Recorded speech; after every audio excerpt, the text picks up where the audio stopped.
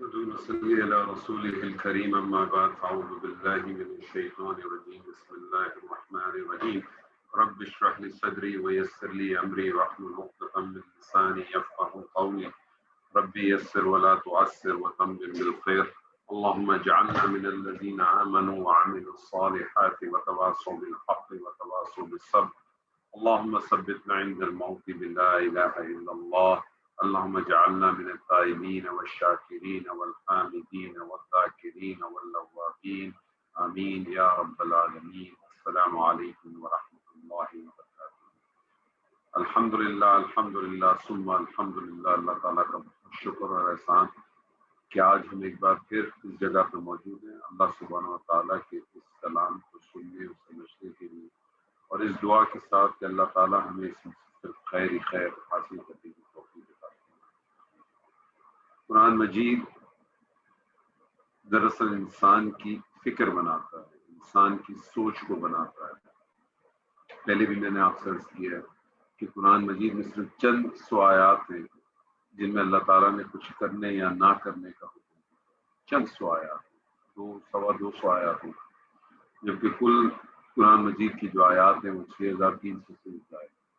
اسی طرح سے احادیث کے بھی ذخیرے کو اگر دیکھیں تو ہزاروں کے اندر بہت بڑی تعداد، اور تمام احادیث کو لے لیں جس میں صحیح ضعیف ساری لے لیں تو پھر اس کی تعداد تو اور زیادہ چلی جاتی ہے۔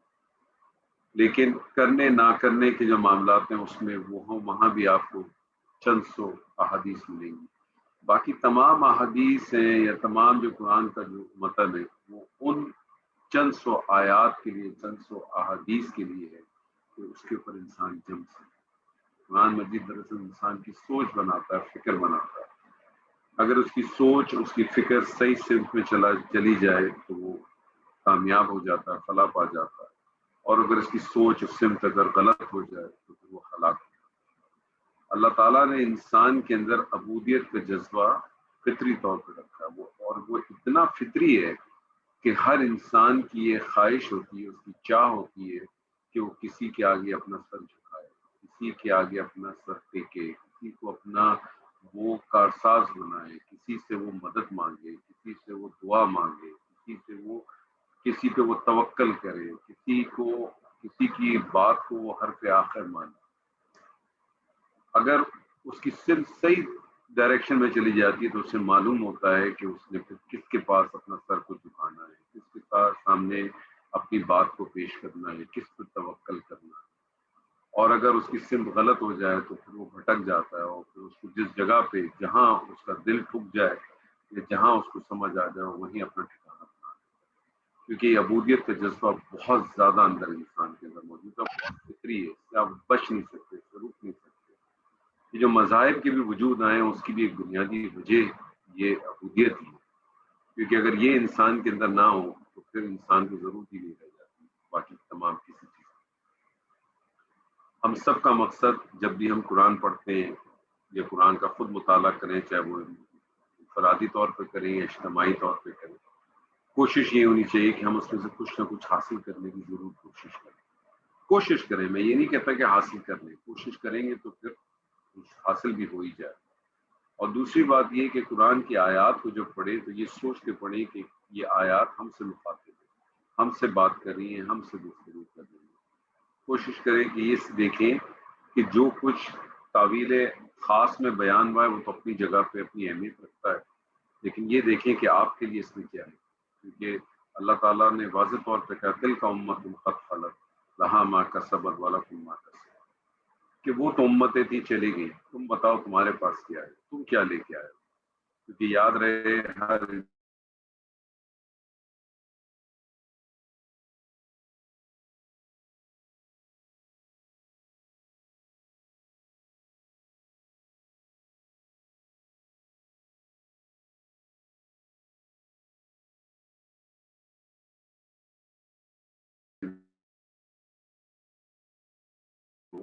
کلہم آتی ہے یوم القیامہ، جو کچھ عمل ہم کر رہے ہیں اس وقت، جو کچھ میں اور آپ اس وقت یہاں بیٹھے جو کچھ کر رہے ہیں سب کچھ ہمارا لکھا جا رہا ہے۔ جو لوگ وہاں موجود ہیں، جو میں یہاں موجود ہوں، وہ سب کچھ لکھا جا رہا ہے اور یہ سب کچھ پیش کر دیا جائے گا۔ اسی لیے تو پھر اس کتاب کے بارے میں کہتے ہیں نا، مالی حاضر کتاب، یہ کیسی کتاب ہے، لا صغیرۃ ولا کبیرۃ الا احصاها، اس میں تو ایک چھوٹی بات ایک بڑی بات کوئی ایسی چیز نہیں جس کا شمار نہیں کیا، یعنی بالکل ڈاکیومنٹڈ نہیں کرتی۔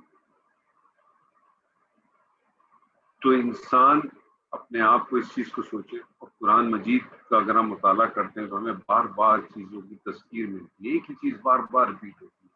سیدنا نوح کا قصہ بار بار ریپیٹ ہوتا ہے، سیدنا موسیٰ کا قصص آپ کو بار بار ملتا ہے، مشرکین کے بارے میں باتیں ملتی ہیں، منافقین کے بارے میں باتیں ملتی ہیں۔ کیوں بار بار ریپیٹ کرتا ہے؟ کیوں بار بار ریپیٹ کرتا ہے؟ کیونکہ یاد دہانی اصل چیز ہے، اور یاد رکھیں یاد دہانی اسی چیز کی کرائی جاتی ہے جو آپ کے اندر موجود ہوتی ہے۔ یہ بار بار ہم پڑھتے ہیں، بار بار ان چیزوں کا مطالعہ کرتے ہیں، سیم چیز ریپیٹ ہوتی ہے، لیکن اپنے آپ پہ کبھی اس کی انالیسس کریں، کبھی غور و فکر کریں کہ ہم اس سے کیا حاصل کر پاتے ہیں، کیا تبدیلی ہم اپنی زندگی میں رہنما کی ہے، کیا جن چیزوں سے اللہ تعالیٰ نے ہمیں روکا ہے، کیا ہم صرف سنتے ہیں، اپنے آنسو بہاتے ہیں، اشش کرتے ہیں اور چلے جاتے ہیں؟ کبھی کوشش کرتے ہیں کہ ہم ان میں سے کسی چیز کو اپنی زندگی میں شامل کریں؟ یہی اصل بنیادی مقصد ہے، یہی چیز ہے۔ سورہ مومنون ہم پڑھ رہے ہیں، سورہ مومنون کے حوالے سے تقریباً ہم 77 آیات ہم الحمدللہ کر چکے ہیں، اور سورہ مومنون بھی آپ دیکھیں کہ جتنی اب تک آپ نے مطالعہ کیا، کچھ اس میں بڑی ایکسیپشنل چیزیں تھیں اپنی جگہ پر، لیکن بہرحال جو اصل بنیاد چیز ہے وہ یہی ہے کہ ایک اللہ اور اسی کے ساتھ اپنا تعلق کو جوڑنا۔ اور اس صورت کی جو سب سے بڑی جو خوبصورتی ہے وہ یہ کہ اللہ تعالیٰ نے ان لوگوں کی نشاندہی کر دی جو لوگ فلاح پانے والے، نہ صرف ان کی نشاندہی کی بلکہ ان کا ٹائٹل بھی دے دیا اللہ نے، اور اسی ٹائٹل کے نام سے سورۃ مومنون۔ مومنون کون ہیں؟ جو فلاح پا گئے ہیں، اور فلاح پانے کے لیے کیا کام کرتے ہیں وہ بھی اللہ تعالیٰ نے بتا دیا۔ اپنے آپ کو غور کریں، اپنے آپ کو سوچیں، اپنے آپ کو دیکھیں، ریوزٹ کریں۔ ہر انسان کوئی بھی ہو، کوئی بھی انسان اپنے آپ کو کامل نہیں سمجھ سکتا۔ انشاءاللہ تعالیٰ آگے کی آیت کا مطالعہ کرتے ہیں۔ اعوذ باللہ من الشیطان الرجیم، بسم اللہ الرحمن الرحیم۔ وَهُوَ الَّذِي أَنشَأَ لَكُمُ السَّمْعَ وَالْأَبْصَارَ وَالْأَفْئِدَةَ قَلِيلًا مَا تَشْكُرُونَ وَهُوَ الَّذِي ذَرَأَكُمْ فِي الْأَرْضِ وَإِلَيْهِ تُحْشَرُونَ وَهُوَ الَّذِي يُحْيِي وَيُمِيتُ وَلَهُ اخْتِلَافُ اللَّيْلِ وَالنَّهَارِ افلا تعقلون۔ اور وہی ہے جس نے تمہارے لیے کان اور آنکھیں اور دل بنائے، تم بہت کم شکر ادا کرتے ہو۔ اور وہی ہے جس نے تم کو زمین میں پھیلایا اور تم اسی کی طرف جمع کیے جاؤ گے۔ اور وہی ہے جو جلاتا ہے اور مارتا ہے، اور اس کے اختیارات میں ہے رات دن کا بدلنا۔ تو کیا تم سمجھتے نہیں؟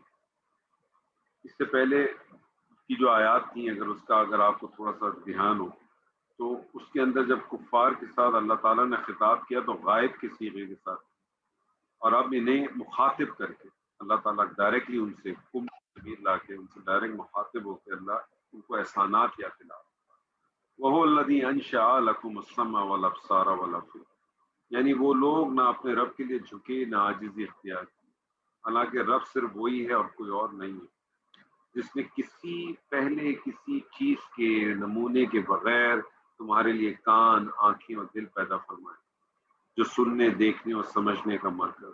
ان تینوں چیزوں کا ذکر اس لیے فرمایا ہے کہ جسم کی تمام نعمتیں انہی کے تابع ہیں۔ اگر یہ سننے کی صلاحیت نہ ہو، دیکھنے کی صلاحیت نہ ہو، سوچنے سمجھنے کی صلاحیت نہ ہو تو پھر زندگی میں کچھ بھی نہیں رہے۔ قلیلا ما تشکرون، یہ بات کہ تم بہت ہی کم شکر ادا کرتے ہو کئی طرح سے سمجھی جا سکتی ہے۔ مثلا کہ اگر کوئی آدمی تمہیں تینوں نعمتیں دے اور تم اس کا بدلہ دینا چاہو تو کیا دے سکتے ہو؟ دے سکتے ہو؟ یا اس طرح سے سوچو کہ اگر اللہ تعالیٰ یہ تینوں نعمتیں تم سے چھین لے تو تمہارا کیا حال ہوگا؟ تمہاری اگر آنکھیں نہ ہو، تمہاری سننے کی سماعت نہ ہو، تمہاری سوچنے سمجھنے کی سماعت نہ ہو تو پھر کیا رہ جائے گا تمہارے پاس؟ اب جو اللہ تعالیٰ نے تمہیں سب دے رکھا ہے تو اس کا اصل مقصد کیا ہے؟ کہ تم اس کی نعمتوں کا شکر ادا کرو، تم اس کی شکر ادا کرو، اور تم یہ دیکھو تم کس قدر اس کی فرما برداری کرتے ہو، کس حد تک کرتے ہو۔ اور اس سے بڑی کیا ناشکری ہوگی کہ جو تمہارا خالق ہے، جس کو تم اپنا خالق مانتے بھی ہو، تم مانتے ہو اس کو رب مانتے ہو، کہ وہ پیدا کرنے والا ہے، وہ بارشیں برساتا ہے، وہ زمین میں سے اناج نکالتا ہے، لیکن اس کے باوجود بھی تم نے شراکت داری کی، شریک بنائے. اللہ تعالیٰ پارٹنرشپ پسند ہی نہیں کرتا. اللہ تعالیٰ کو پارٹنرشپ پسند ہی نہیں. اور اور یہ وہ لوگ ہیں جن کے بارے میں ہم سورہ حج میں پڑھ چکے تھے. یہ تو وہ لوگ ہیں جو ایک مکھی بھی پیدا نہیں کر سکتے، بلکہ مکھی پیدا کرنے کی دور کی بات ہے، اگر مکھی ان کی کوئی چیز اچھک لے تو اس سے واپس بھی نہیں لا سکتے. تو تم ان لوگوں کی شراکت داری کرتے ہو. یہ تمہارا لیول رہی ہے. ہونا تو یہ چاہیے تھا کہ تم کو اللہ تعالیٰ نے یہ جو آنکھیں دی ہے، یہ جو سننے کی صلاحیت دی ہے، جو سوچنے سمجھنے کی صلاحیت دی ہے، اس سے تو تمہارا مقصد تو یہ تھا کہ تم اس کے ذریعے سے صحیح رہنمائی حاصل کرو. لیکن ہم نے سب نے کیا کیا، اس کو بس اپنی جسمانی اور مادی خواہشات کے طور پہ استعمال کر لیا. تو پھر ہم میں، انسان میں، جس کو اشرف المخلوقات کہتا ہے اللہ، اس میں اور ایک جانور میں کیا فرق؟ کوئی فرق نہیں. یہ تو یہ ساری چیزیں دی کیوں گئی ہیں کہ ان حواس کے ذریعے سے ان دلائل کو اپنی آنکھوں سے دیکھو، اپنے کانوں سے سنو اور سمجھو، اور توحید کے اوپر قائم ہو جو کہ اصل ہے. اپنی اصل کی طرف لوٹ جاؤ. اور یہ جو قلیل ما تشکرون کا معنی ایک تو یہ نا کہ تم شکر بہت کم کرتے ہو. اس کا ایک معنی یہ بھی ہو سکتا ہے کہ تم شکر کرتے ہی نہیں ہو، کیونکہ عربی زبان میں اور عرب زبان میں قلیلاً جو ہے وہ بعض دفعہ نہ ہونے کے مفہوم میں بھی استعمال، کہ سرے سے شکر ہی نہیں کرتے. تو بہت دور کی بات ہے کہ تم کم شکر کرتے ہو، تم شکر ہی نہیں کرتے. اور کیوں نہیں کرتے؟ کیونکہ تم کو شکر کا احساس ہی نہیں. شکر کس چیز کا؟ شکر تو اس وقت کرو گے نا جب کسی کے احسان کو مانو گے، کسی کی نعمتوں کو تسلیم کرو گے، تب تم اس کا شکر ادا کرو. وَهُوَ الَّذِي ذَرَأَكُمْ فِي الْأَرْضِ وَإِلَيْهِ تُحْشَرُونَ. یہ اللہ تعالیٰ کی وحدت لا شریک ہونے کی دوسری دلیل، اور قیامت کی بھی ہے. ساتھ ساتھ یہ خالی توحید کے لیے نہیں بلکہ قیامت کے لیے، کہ جس اکیلے نے تمہیں وجود، یہ تمام چیزیں دی، نعمتیں دی ہیں، اور تمہیں سمیٹنے پہ بھی قادر ہے. جب چاہے گا، یاد رکھو، اس کے لیے اس کی طرف ہی تم نے دوبارہ لوٹنا ہے.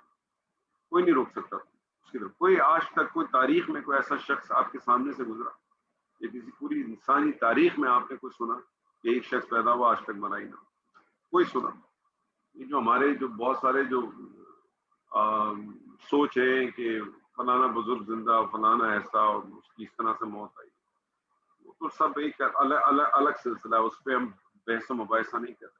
لیکن کسی کو آپ جانتے ہیں کہ آپ کہیں کہ ایک شخص جو ہے وہ سیدنا آدم کے بعد دنیا میں پیدا ہوا تھا اور آج تک زندہ ہے، یا سیدنا موسیٰ سے آج تک زندہ ہے، یا نبی صلی اللہ علیہ وسلم سے آج تک زندہ ہے، یا آج سے 200 سال پہلے تک کا زندہ ہے، یا 150 سال پہلے تک کا زندہ ہے؟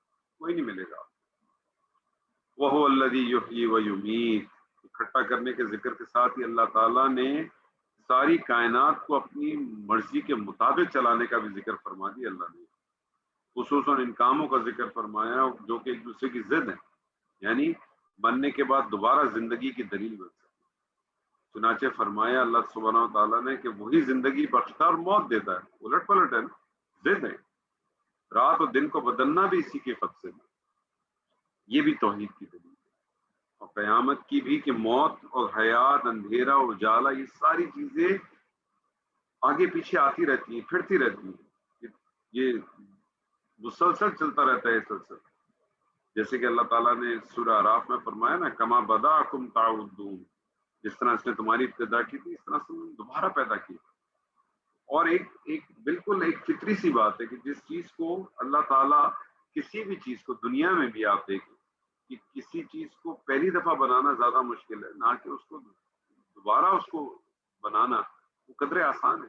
ایک دفعہ آپ کو اس کا فلو چارٹ بنانا پڑتا ہے، فلانا پڑتا ہے، اس کی انجینئرنگ کی ڈیزائننگ بنانی پڑتی ہے. جب وہ ایک دفعہ بن جائے تو پھر تو آپ اس میں فردر ماڈیفیکیشن کر کے آپ اس کو پتہ نہیں کیا سے کیا بنا دیں. تو پہلی دفعہ تخلیق کرنا کسی چیز کا تو پھر بھی مشکل ہے، لیکن ایک تخلیق چیز کی بھی ہو پہلے سے، اس کو دوبارہ تخلیق کرنے میں کون سا مسئلہ؟ افلا تعقلون.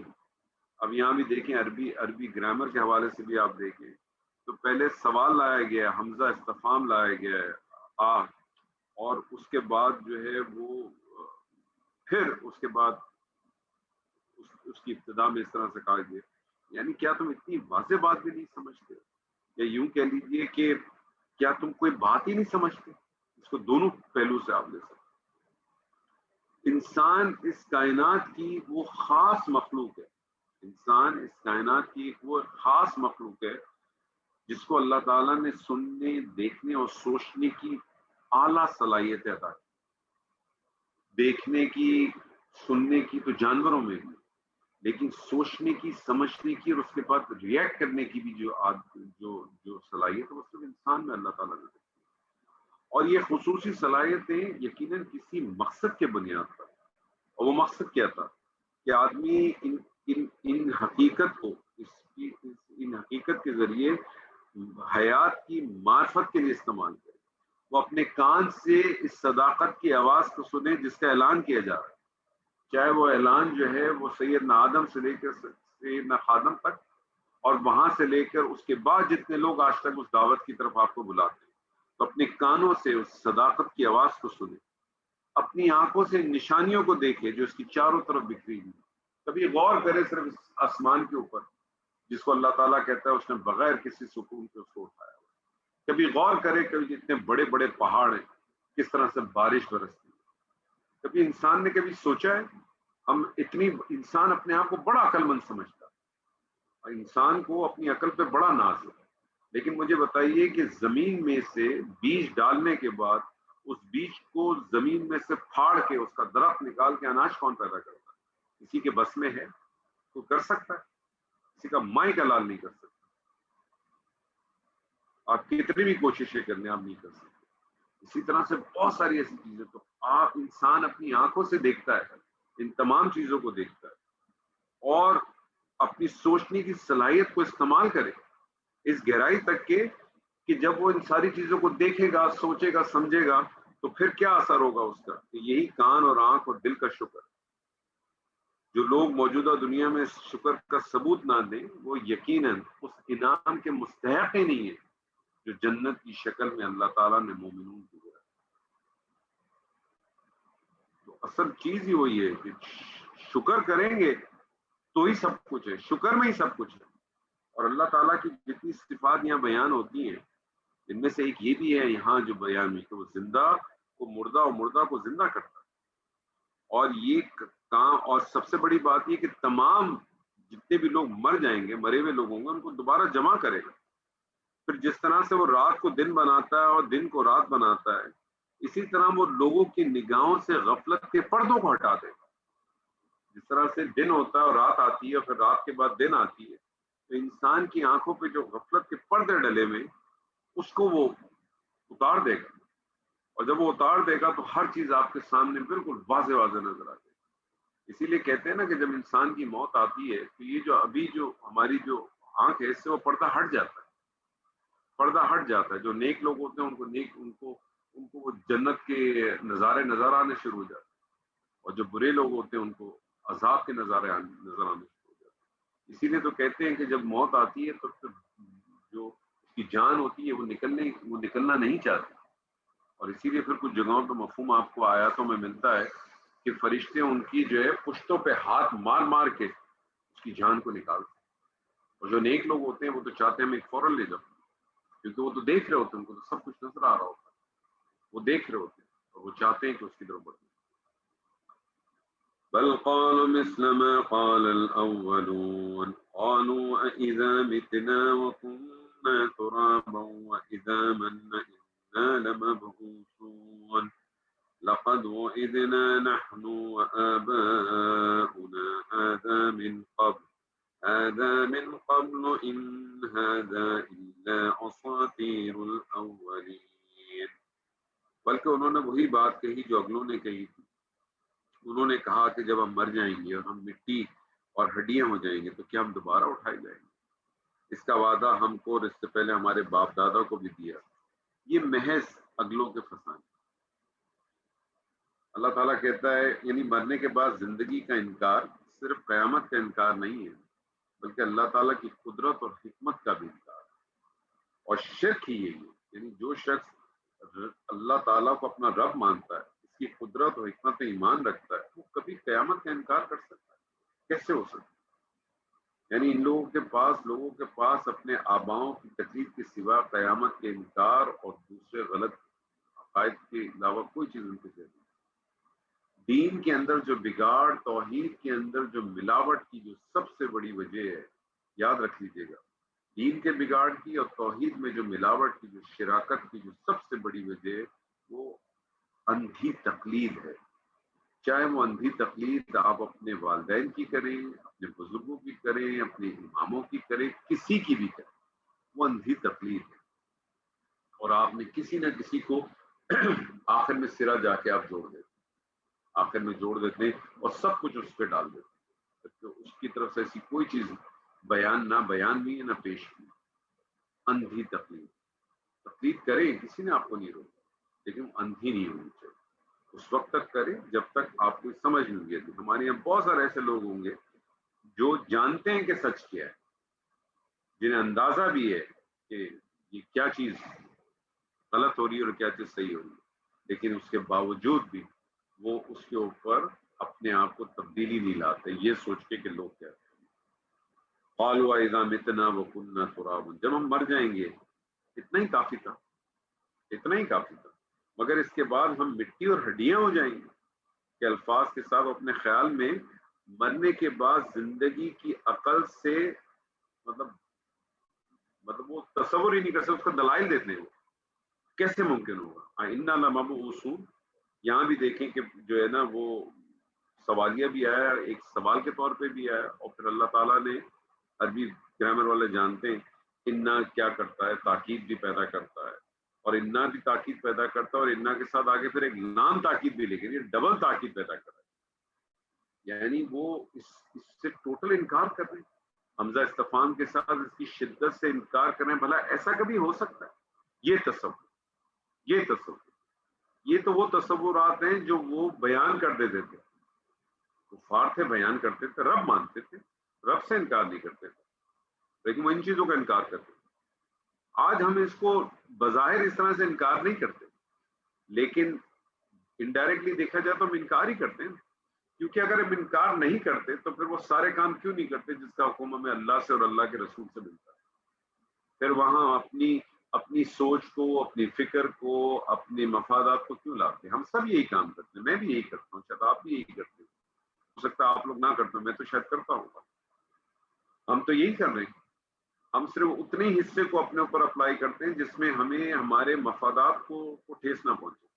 افتؤمنون ببعض الکتاب وتکفرون ببعض، کتاب کے اس حصے کو پکڑ لیتے ہیں جس میں ہمارا فائدہ ہوتا ہے، جس میں نہیں ہوتا ہم اس کو چھوڑ دیتے ہیں، اس کے اوپر کوئی جسٹیفیکیشن پیدا کرتے ہیں، نہیں وہ ایسا ہو گیا تھا، نہیں وہ میں یہ چاہتا تھا، نہیں میں نے ایسا کر دیا تھا، یہ ساری جسٹیفیکیشن ہے۔ لقد وعدنا نحن وآباؤنا هذا اساطیر الاولین، یہ اساطیر جو ہے یہ استورتن کی جمع ہے۔ استورتن جو ہے نا، یہ دراصل عربی گرامر والے میں واقف ہیں کہ عربی زبان میں بہت سارے جو اسم یا افعال ہوتے ہیں ان کے کچھ اوزان ہوتے ہیں، اور ہر اوزان کے اپنے کچھ معنی ہوتے ہیں، کچھ اوزان میں بھی کچھ معنی ہوتے ہیں۔ جیسے کچھ مبالغے کے سیغے ہوتے ہیں تو اس میں آپ کو ملتا ہے کہ کچھ مبالغے کے سیغے ایسے ہوتے ہیں کہ جس کے اندر جو ہے وہ شدت تو بہت ہوتی ہے لیکن ٹیمپریری ہوتی ہے۔ جیسے غضبان ایک وزن ہے، وہ اعلان کے وزن ہے، غضبان یہ ایک وزن ہے، لیکن کیا ہے اس میں شدت تو بہت ہے، اس میں جوش تو بہت ہے لیکن ٹیمپریری۔ غضبان بہت غصے میں، ایک تھپڑ کسی کو مار دے گا، غصہ ٹھنڈا ہو جائے گا، ٹھیک ہے نا۔ جوان بہت بھوکا، روٹی کھا لی، لیکن اسی طرح سے کچھ سیغے ایسے ہوتے ہیں کہ جس کے اندر شدت اتنی نہیں ہوتی، مبالغہ ہوتا ہے لیکن کنٹینیوٹی ہوتی ہے۔ جس طرح سے رحمان میں کنٹینیوٹی نہیں ہے، ٹیمپریری ہے، لیکن رحیم پرماننٹ ہے۔ تو اسی طرح سے یہ بھی انہی ایک اوزان میں سے، اس کا اوزان بنتا ہے افعلتن۔ یہ اس اوزان کے اندر عموماً جو آپ کو مفہوم ملتا ہے نا، دل لگی کا مفہوم ملتا ہے، یعنی کسی چیز میں دل لگانا۔ جیسے مثال کے طور پہ میں آپ سے کہوں ادھوکتن یعنی کوئی آدمی ایسا کام کرے کہ وہ اپنا مذاق خود بنوا لے، ہوتا ہے نا، جیسے کوئی جگت کرنے کے لیے، کسی چیز کو کرنے کے لیے، تو یہ اس مفہوم پہ آتا ہے۔ پچھلی آیت کے اندر جو ہے ان کے قیامت کے انکار کی ایک وجہ کیا بیان ہوئی تھی؟ وہ وجہ یہ بیان ہوئی تھی کہ وہ دوبارہ زندہ ہو کر پیش ہونے کا دعویٰ وہ کہتے تھے اس پیغمبر کی طرف سے، اس انبیاء کی طرف سے ہوتا ہوا چلا آ رہا ہے، لیکن اتنے سال گزر گئے، اتنے برسوں گزر گئے. ظاہر ہے اگر آپ دیکھیں سیدنا آدم سے لے کر اگر چلا آ رہا ہے تو سلسلہ، میں نے اس سے پہلے بھی کہا تھا کہ اگر آپ قصص الانبیاء کا اگر آپ پورا دورہ کریں تو آپ جو ہے 12 14 15 ہزار سے اوپر نہیں جا سکتے. تو ایک سلسلہ چلا آ رہا ہے 13 14 ہزار سال سے، وہ دیکھ کریں وہ سینکڑوں سالوں سے چلا آ رہا ہے.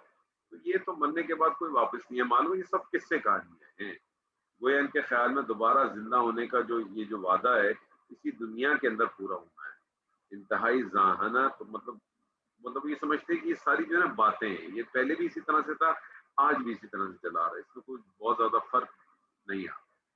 یہ جو انسان کو عقل دی گئی ہے، وہ عقل کے اندر یہ صلاحیت ہے کہ وہ معاملات کی گہرائی میں داخل ہو اور اصل حقیقت کو دریافت کرے، اس کو سمجھ سکے. اللہ تعالیٰ نے انسان کو عقل اور یہ جو فہم اور یہ سوچ اور یہ سب چیزیں دی، وہ اسی لیے دی کہ وہ اس کی اصل تک پہنچے. جو میں آپ سے بات کرتا ہوں نا کہ آپ نے اپنی اصل پہ لوٹنا ہے، اپنے آپ کو اپنی فطرت کی طرف لوٹنے کی بات کرتا ہے. مگر ہوتا یہ کہ انسان حقیقی معنوں میں اپنی عقل کو استعمال نہیں کرتا، بلکہ وہ ظاہری تاثرات کے ذریعے کو رائے قائم کرتا ہے. وہ جب دیکھتا ہے کہ بہت سارے لوگ کسی ایک آدمی کی تعریف کرتے ہیں تو وہ کہتا نہیں یار یقیناً اس میں کچھ نہ کچھ ہوگا. ہمارے یہاں جس طرح سے ایک بڑا اسٹیٹمنٹ ملتا ہے، اور ہم بڑے اس سے کہتے ہیں کہ اگر کسی آدمی کو ہم دیکھتے ہیں کہ وہ بڑا کامیاب ہوتا ہے یا بہت مالدار ہوتا ہے یا بزنس مین ہوتا ہے، اور اس میں اگر ہمیں نظر آ رہے ہوتی ہیں 10 برائیاں 20 برائیاں 50 برائیاں، پھر بھی ہم عام تاثر اس طرح سے جواب دیتے ہیں یار اس میں کوئی نہ کوئی تو کوالٹی ہوگی نا یار، جس وجہ سے آج اس جگہ پہ کھڑا ہے.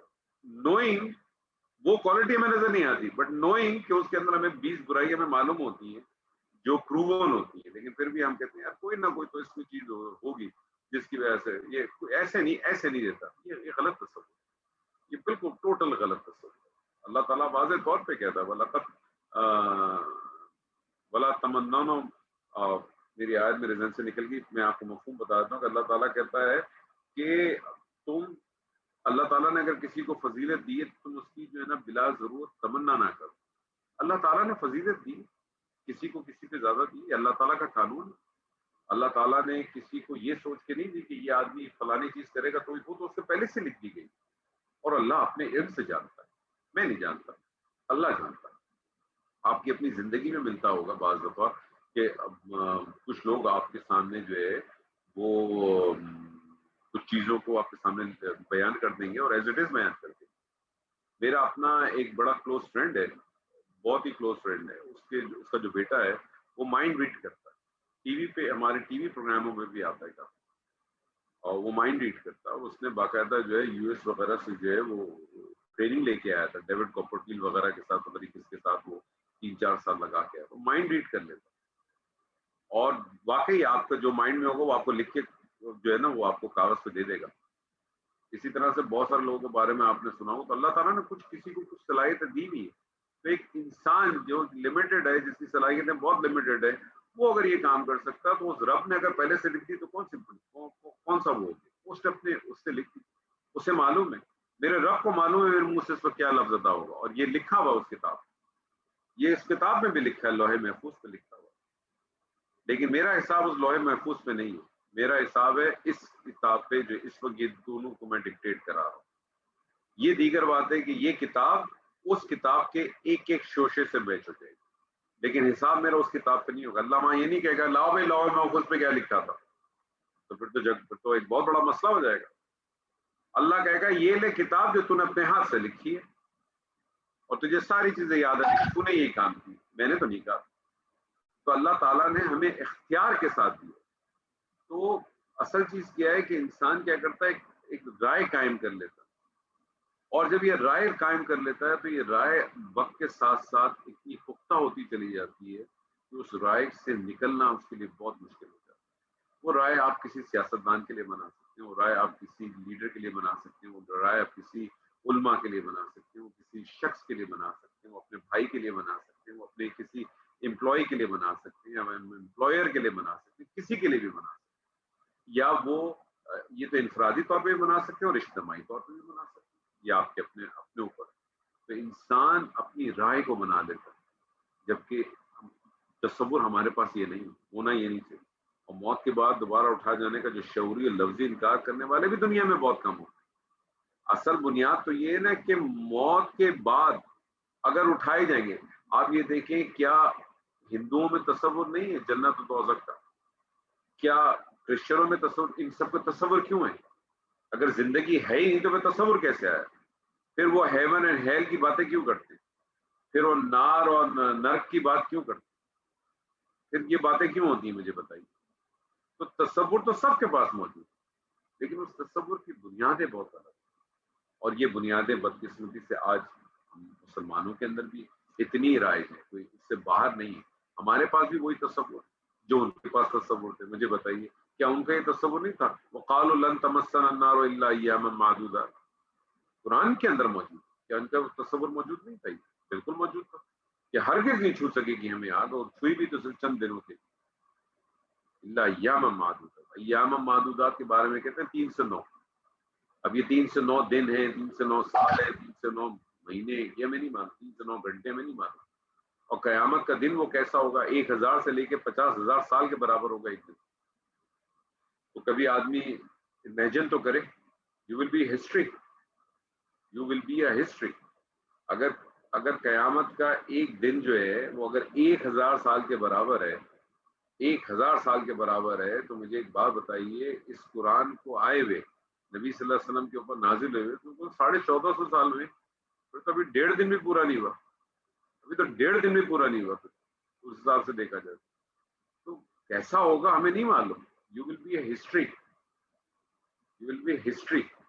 تو تصور تو کرے، سوچے تو صحیح. تو تصور سب کے پاس موجود ہے، بس آپ نے اس کو سوچنا ہے کہ ہم نے جو اللہ تعالیٰ نے ابتدا کے اندر کہا کہ اللہ تعالیٰ نے جو تم کو جو اللہ تعالیٰ نے جب کہا کہ اس نے تم کو سوچنے کی صلاحیت، دیکھنے کی صلاحیت، سننے کی صلاحیت، وہ اسی لیے دی کہ اس سے اصل چیز ایکسٹریکٹ کریں، اس سے اس کی اصل پہ جائیں، اپنی فطرت پہ لوٹیں. قل لمن الارض ومن فيها ان كنتم تعلمون سيقولون لله قل فلا تذكرون قل من رب السماوات السبع ورب العرش العظيم سيقولون لله قل فلا تتقون قل من بيده ملكوت كل شيء وهو يجير ولا يجار عليه إن كنتم تعلمون سيقولون لله قل فأنا تسحرون. جب کفار نے اتنی شدت کے ساتھ قیامت کا انکار کیا، قل لمن الارض ومن فیہا، کہو کہ زمین اور جو کوئی اس میں ہے یہ کس کا ہے اگر تم جانتے ہو. تو جب کفار نے اتنی شدت کے ساتھ قیامت کا انکار کیا تو اللہ سبحانہ و تعالیٰ نے نبی صلی اللہ علیہ وسلم کو حکم دیا کہ ان سے ان باتوں کا اقرار کروائیں، ان کی زبان سے کہلوائیں جنہیں وہ جانتے پہچانتے ہیں، جن کو جانتے پہچانتے ہیں اور مانتے ہیں، جنہیں تسلیم کرنے کی صورت میں انہیں لازماً قیامت کے دن زندہ ہونے کا اقرار کرنا پڑے. چنانچہ فرمایا ان سے کہو کہ اگر واقعی کچھ تم جانتے ہو تو یہ بتاؤ یہ زمین اور اس میں جو کچھ ہے اس کا مالک کون ہے. کتنی خوبصورت طریقے سے آپ دیکھیں، یہ اللہ ہے. یعنی آپ کو ایک ایسا ٹیسٹ میں ڈالا ہے، ایسی چیز ہم اپنے آپ سے پوچھیں تو انہوں نے سیقولون للہ قل افلا تذکرون، وہ کہیں گے اللہ کا ہے. وہ کیا کہیں گے؟ اللہ کا ہے. تو کہو کہ پھر تم سوچتے نہیں. قل افلا تذکرون، یہ تذکرو جو ہے یہ تفاعل کا اصل جو معنی ہے وہ یاد کرنا ہے. تذکرو یعنی پھر تم اپنی فطرت میں رکھی ہوئی اس بات کو یاد نہیں کرتے جو غفلت میں پڑھ کر بھلا چکے ہو. یہ فطرت میں ہے نا تمہارے، اور اس سے نصیحت حاصل کیوں نہیں کرتے کہ جب زمین کا اور اس میں موجود ہر چیز کا مالک صرف اللہ سبحانہ و تعالیٰ ہے، تو پھر مالک کو چھوڑ کر مملوک کی پوجا کر رہے.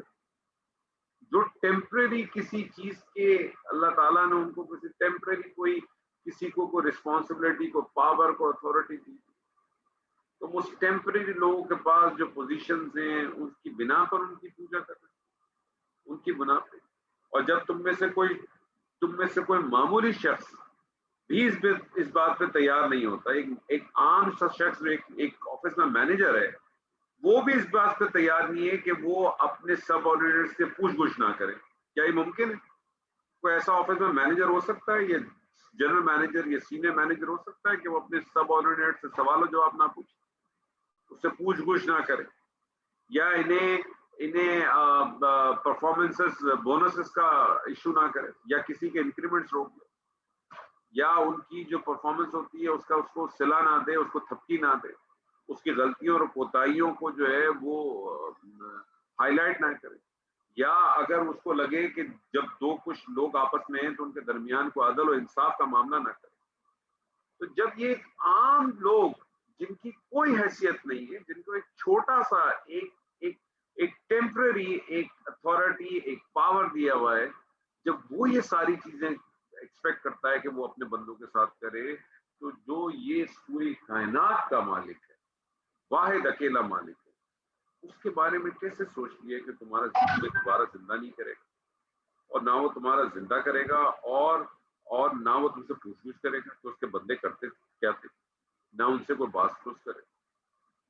بڑی خوبصورت ایک مثال کسی نے دی کہ جب ہم کہتے ہیں نا کہ حدود اللہ کی حدود ہے، تو اس نے بڑی خوبصورت طریقے سے اگزامپل دی، اس طرح سے دی کہ اس نے ایک دائرہ بنا دیا، ایک لکیر کھینچ دی، اور اس کے آقا نے اس کو کہا کہ تم جو ہے جو کچھ کرنا ہے یہ لکیر ہے، اور جو کچھ کرنا ہے لکیر کس طرف کرتا.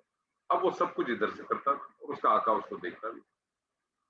ایک دن جناب اس نے جو ہے وہ غلطی سے اس کا پیر اس پہ کراس کر دیا، غلطی سے، اور فوراً اس کو ریئلائز ہو گیا، واپس اندر آ گیا، اور اس نے دیکھا پلٹ کے کہ آقا نے اس کو دیکھا کہ نہیں دیکھا. اس نے دیکھا، اس کے آقا نے تو اس کو دیکھ لیا، لیکن کچھ کہا نہیں، وہ اپنا نارمل چلتا. پھر اس نے کہا ذرا میں ٹیسٹ کروں. پھر وہ کیا کرنے لگا، وہ بالکل اس لائن کے ساتھ ساتھ چلتا، اور کیا کرتا، کبھی ایک پیر ادھر ایک ادھر ایک ادھر ایک ادھر ایک ادھر ایک ادھر کرنے لگا. پھر مڑ کے دیکھتا تھا آقا کو، آقا کا کوئی ریئیکشن، آقا کا کوئی ریئیکشن نہیں. پھر ایک دن اس نے کیا کیا کہ آدھا ٹائم ادھر آدھا ٹائم ادھر آدھا ٹائم ادھر آدھا ٹائم ادھر. پھر پلٹ کے دیکھا، آقا نے کچھ نہیں. ایک دن جو ہے اس نے اس لائن کو کراس کیا اور اسی پہ چلنا شروع کر دیا، زندگی ایسی چلنا شروع کر. اب اس لائن کو بھولی. اب ایک دن آقا نے اس کو بلا لیا اور اس کے سامنے کاغذ رکھا کہ اتنی پینلٹیاں کی ہیں تو نے. اس نے کہا ارے آپ نے تو مجھے روکا نہیں پہلے پہ. اس نے کہا میں نے تو اشارے تمہیں دے دیے تھے، تمہیں طریقہ کار بتا دیا تھا، سارا اشارے سارے تھے تمہارے پاس، تم مسلسل کرتے چلے گئے اور بعد میں تم حد سے ہی گزر گئے. اب تمہارے کو کوئی 2000 کوڑے پڑیں گے، تیار ہو جائے. ایسے ہی ہوگا، اسی طرح سے معاملہ. اللہ تعالیٰ نے بھی ہمارے ساتھ یہی کیا. اللہ تعالیٰ نے ہمیں ساری چیزیں بتا دی، اور اللہ تعالیٰ نے اس طرح سے بتا دی ہیں، ہمیں ساری چیزیں ہمارے سامنے رکھ دی ہیں بالکل کھلی. یہ کام کرو گے، یہ اس طرح سے تمہیں چیزیں ملیں گی، یہ تمہارے ساتھ معاملات ہوگا.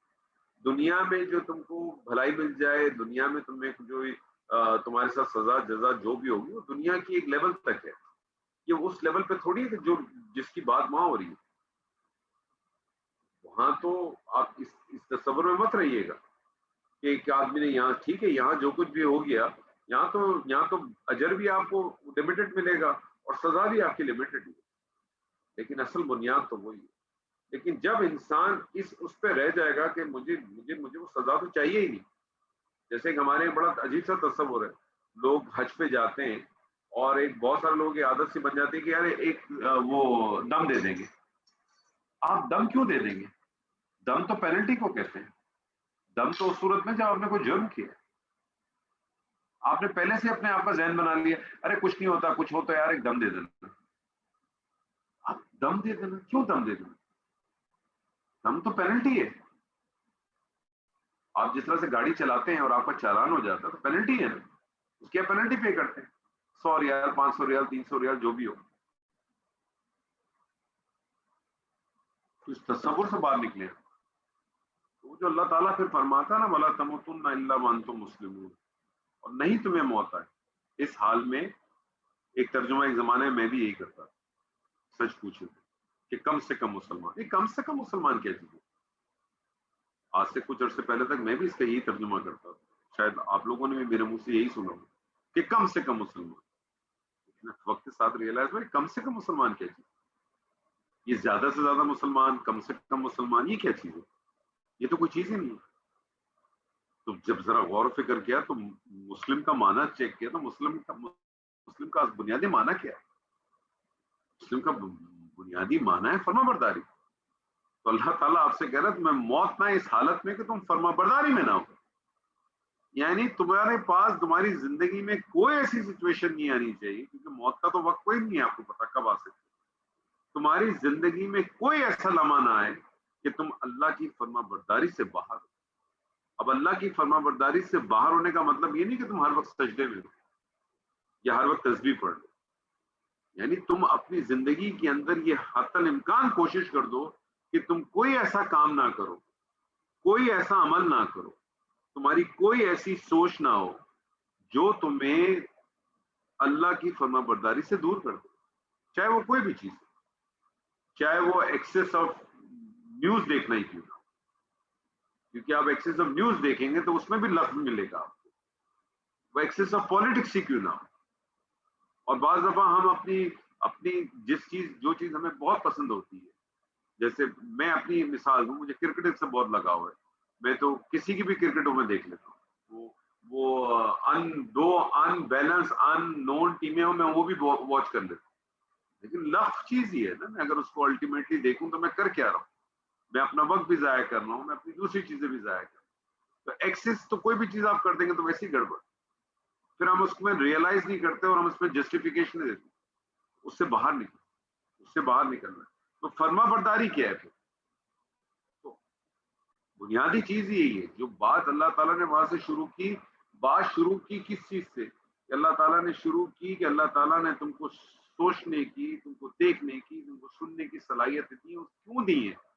اصل مقصد کیا ہے؟ اصل پہ لوٹا، اصل کی طرف آ جائے.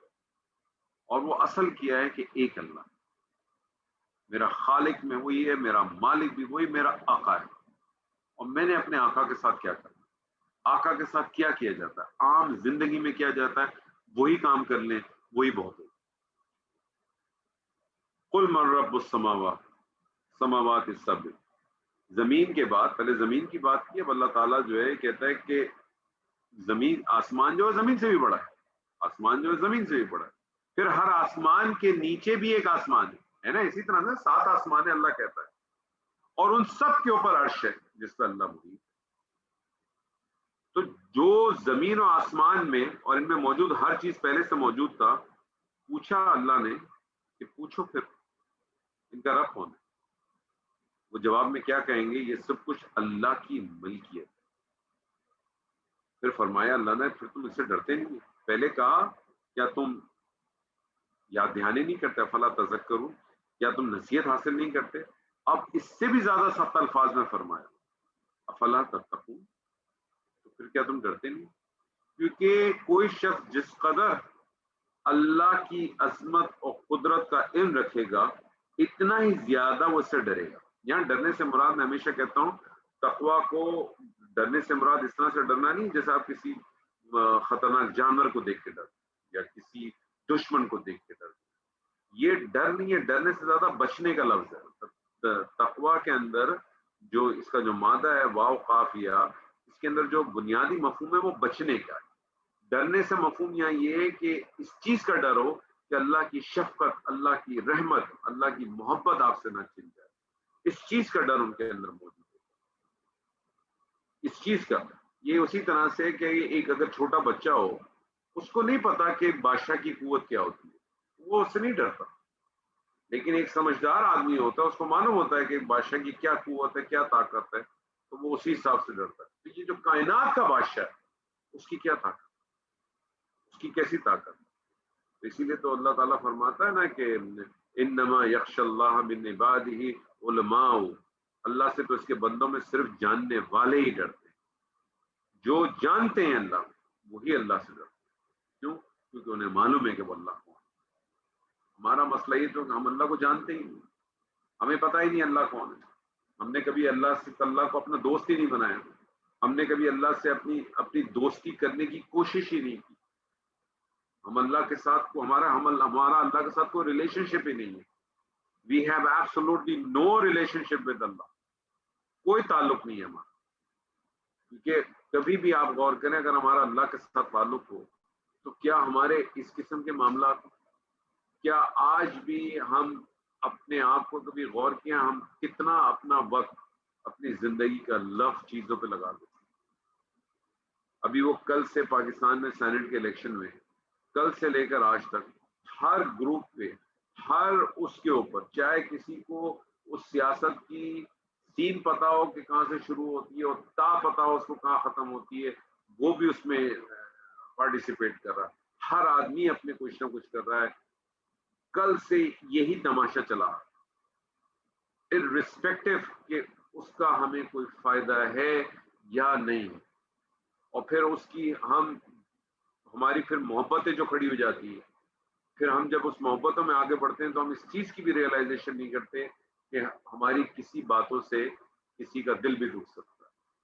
ہم اس کے اندر کسی کی جو ہے وہ اس کے ساتھ کسی کے ساتھ محبت ہوگی اور ہو سکتا ہے سامنے والے دوسرے کو اس کے ساتھ نفرت ہو, تو ہم ان چیزوں کا بھی ہم ادب تہذیب کا احترام بھی بھول جاتے ہیں. کوئی ریمارکس بھی ایسے کہہ دیتے, بعض ہم بڑی عجیب سی باتیں بھی کر جاتے ہیں. سب لفظ باتیں کہاں لے جاتی ہیں؟ جو شروع میں صفات پڑھی تھی آپ نے, کیا پڑھی تھی پہلی صفات کیا تھی؟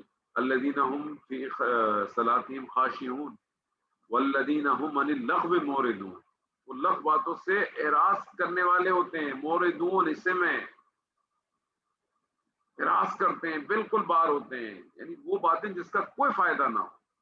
ہم جتنی اپنی گفتگو رکھ رہے ہیں, جتنا کچھ ہم کرتے ہیں, اس کا کوئی فائدہ نہیں ہو. تو انسان کوشش کرے ان چیزوں سے باہر نکلے. تو ڈرتا کون ہے؟ جو اللہ. تو اللہ کے ساتھ تعلق ہی نہیں ہے ہمارا. اللہ کے ساتھ تعلق نہیں. جب اللہ کے ساتھ تعلق نہیں ہے تو ہمیں کوئی فرق ہی نہیں پڑتا. اور یہاں یہ فرمایا کہ یہ جان کر کے وہ ساتوں آسمان کا, ہم جانتے ہیں کہ 7 آسمان اور عظیم کا رب ہے اللہ, اور تم اس کے ساتھ شریک بنا. یہ شراکت ہی تو ہے, یہ شراکت ہی ہے. چھوٹی چھوٹی شراکت ہے. ہماری نظر میں تو شرک کا مفہوم بھی ہم نے جو نا بڑا غلط لے لیا. ہم سمجھتے ہیں شرک جو ہے نا وہ ہے ہی ہے کہ کسی پتھر کی عبادت کرنا, کسی پتھر کو پوجیں گے تو یہ شراکت. آپ کے دل میں, انسان آپ کے دل میں اگر اللہ کی محبت کے علاوہ کچھ بھی بیٹھ جائے تو گڑبڑ ہے. کچھ بھی بیٹھ جائے تو گڑبڑ ہے. آپ سب کچھ کریں, آپ مال کمائیں, آپ نے جو کرنا ہے کریں, لیکن آپ کے دل میں جو ہے وہ محبت تو صرف اور صرف اللہ کے لیے. باقی جو کچھ ہے وہ ٹیمپریری ہے, چھوٹا سا ہے, سامنے سے بات نکال کے ختم کریں. اس کے بارے میں سوچنا بھی نہیں چاہیے. اس کے بارے میں بڑا سا بڑا مسئلہ بھی ہو جائے تو سوچنا ہی چاہیے. تو بڑھ جاتا ہے, پیدا ہو جاتا ہے, کھڑا ہو جاتا ہے. بس آپ ٹیمپریری بات کریں, چھوٹی سی بات کریں, گفتگو رکھیں, ختم کریں. آپ کے اندر ہمیشہ اس چیز کا ہونا چاہیے کہ میری کسی وقت بھی موت آ سکتی, میں کسی وقت بھی اللہ کے سامنے کھڑا ہو سکتا. پھر میں کیا کروں گا؟ اس وقت میں کیا کروں گا؟